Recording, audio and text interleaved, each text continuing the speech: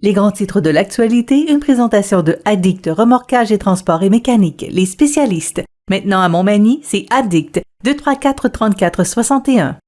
Addict Remorquage et Transport, des professionnels qui peuvent vous aider dans une situation d'enlisement ou simple remorquage. Grâce à ses équipements de haute performance, Addict, c'est aussi le service de transport de tout genre et de mécanique. Maintenant à Montmagny, c'est Addict Remorquage et Transport au 234-3461.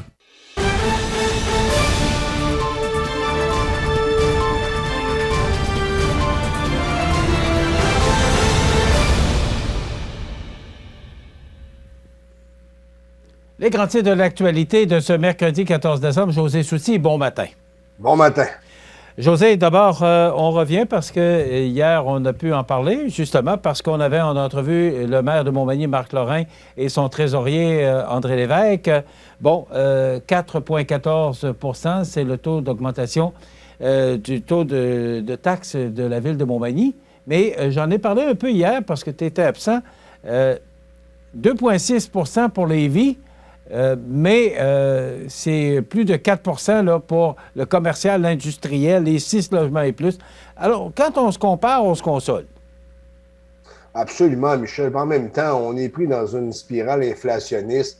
Je ne sais pas où est-ce que ça va arrêter. Et en même temps, il faut donner des services. Il faut que Montmagny continue d'être attractive comme ville. Et c'est pour ça qu'on a augmenté ça de cette façon-là. Bien entendu, ça aurait été mieux si on avait eu un gel ou une baisse comme ailleurs à certains endroits spéciaux au Québec, notamment à Saint-François de la Rivière-du-Sud, semblerait-il, qu'ils vont avoir une baisse du compte de taxes de 5 cents du 100 $, je pense. C'est exceptionnel, mais ailleurs, on est pris dans une sphère inflationniste qui fait en sorte qu'on est obligé de fonctionner ou de procéder de la sorte, Michel. Et ça ne fait pas plaisir à personne du côté de la ville de Montmagny d'augmenter ça à 14 %, excusez. Mais en même temps, il faut continuer d'avancer aussi, en espérant que ça n'augmentera pas à chaque année de la sorte aussi.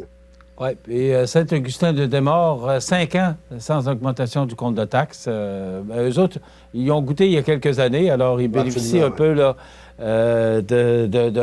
d'un congé et d'un repos d'augmentation du compte de taxes. José, il y a plusieurs sujets, puis on a peu de temps ce matin. Tu as parlé dans le bulletin de nouvelles de licence de chien. Pour les animaux, là, de 25 $. Et je voulais te revenir là-dessus parce que Marie-Ève nous a sorti des statistiques ce matin. Écoute bien, parce que il y a des commentaires sur ta nouvelle, sur notre page Facebook. Les gens ne sont pas contents. Bien, encore une fois, José, quand on se compare, on se console. À Saint-Lambert, Rive-Sud de Montréal, 50 $ par année pour un chien. Licence à vie, 125 $ par chien et 50 $ pour un chat. Alors qu'ici, on ne paye pas pour les chats. On paye 25 $ pour un animal. Licence obligatoire pour chiens et chats. À Saint-Georges-de-Beauce, José, chat stérilisé, 5 $. Chat non stérilisé, 15 $. Chien Mira, 0 $. Et chien non stérilisé, 30 $. À Québec, chien, 30 $. Chat, 10 $. Alors que, je le rappelle, on ne paie rien ici pour les chats. Et à Rivière-du-Loup, de région que tu connais bien, pour les chiens, 30 $ la première année, puis 25 $ par année. Pour les chats, 15 $ la première année, puis 10 $ par année pour les autres. Donc, c'est le fun de comparer, puis de se comparer et de voir que on n'est pas si pire que ça. Michel, en même temps, a commencé à taxer les chats. Je veux dire, je comprends que les villes ont besoin d'argent, mais trouver un autre moyen que ça. Il me semble que, en tout cas, ça, c'est mon opinion très personnelle ce matin. Oui, et écoute, ça sert à retrouver les animaux aussi, cette licence-là. On sait que la peine que les gens ont de perdre leur animal qui s'égare ou peu importe. Alors, cette licence-là permet aux autorités de pouvoir retrouver plus facilement leur chien. Mais est-ce que c'est réellement le but? Pardon? De retrouver plus rapidement le chien? Oui. Est-ce que c'est réellement le but d'émettre un permis de la sorte pour retrouver l'animal si on le perd? Ça peut être, entre autres, un des objectifs. Entre autres? Entre autres. Mais je pense pas que ce soit l'objectif global. Le premier objectif, du moins. Fini la rente de RRQ à 60 ans, ça serait plutôt à 62. Un projet de consultation à l'étude, est-ce que tu penses que ça va passer? Bien, écoute, Michel, on parle de 62 ans. Après ça va aller à 63 jusqu'à 65 ans. C'est ça, la nouvelle, en réalité. On parle au début de monter ça à 62 ans, mais d'ici quelques années, ça devrait se rendre, si le projet de loi passe, bien entendu, à 65 ans, Michel. Ça veut dire que tu devras travailler jusqu'à 65 ans avant de toucher ta régie des rentes. Ça passe pas comme une lettre à la poste. Je ne sais pas si tu as vu les commentaires sur notre Facebook concernant cette nouvelle-là, parce que je l'ai partagée. Je peux dire que les gens sont très, très mécontents de lire ça. Ce matin, je l'ai mis hier, mais les gens étaient réellement mécontents de lire ça. Je veux dire, on a l'impression que le gouvernement travaille de moins en moins pour la population. Tu sais que pendant la dernière campagne électorale, on a donné beaucoup d'argent aux aînés, mais finalement, on donne d'une main pour reprendre de l'autre. Parce que, Michel, dis-toi que si on oblige, ou on met ça plutôt à 65 ans, tu sais qu'il y a bien des gens entre 60 et 65 ans qui vont trépasser. C'est malheureux, mais c'est ça. Ça veut dire que tu as une économie pour le gouvernement du Québec là-dedans. Et José, on apprend aussi, et c'est dans la caricature du Journal de Québec ce matin, si je peux la retrouver pour la montrer, mais le ministre Gérard, le ministre des Finances, qui est tenté d'aller puiser dans le fonds des générations pour pouvoir diminuer le taux d'impôt. Parce qu'on veut diminuer l'impôt au Québec pour les contribuables. Et dans le Journal de Québec ce matin, baisse d'impôt de la CAQ. Alors, on voit le coffre-fort, fonds de génération. Et on dit que c'est un détournement de fonds. Alors, la Régie des rentes, on dit que si ça continue, d'ici quelques décennies, il pourrait ne plus y avoir d'argent dans les coffres. Alors, on est rendu là, mon ami. Absolument, Michel. Mais en même temps, tu sais comme moi que l'opposition, actuellement, à l'Assemblée nationale, est assez molle quand même. Là, je veux dire, en plus, on a 90 députés d'élus de la CAQ, y compris le premier ministre. Ça veut dire que ces projets de loi-là, possiblement, devraient passer ultérieurement. José, est-ce que tu as parlé d'opposition au gouvernement? Est-ce qu'il y a de l'opposition à l'Assemblée nationale? Écoute, tu sais que j'ai une solide grippe, mais là, tu viens de me faire rire pareil parce qu'effectivement, l'opposition à l'Assemblée nationale, présentement, est assez ordinaire. Et là, je suis assez poli, merci. OK. Je veux rapidement parler de l'élection du candidat au fédéral.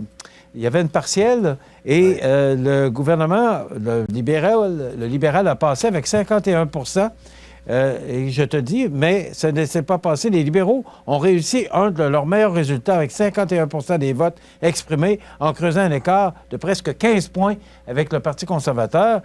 Ça ne doit pas faire l'affaire de M. Poilievre ce matin. Écoute, je n'ai pas étudié la circonscription en question, mais est-ce que c'est une circonscription où les conservateurs avaient des chances?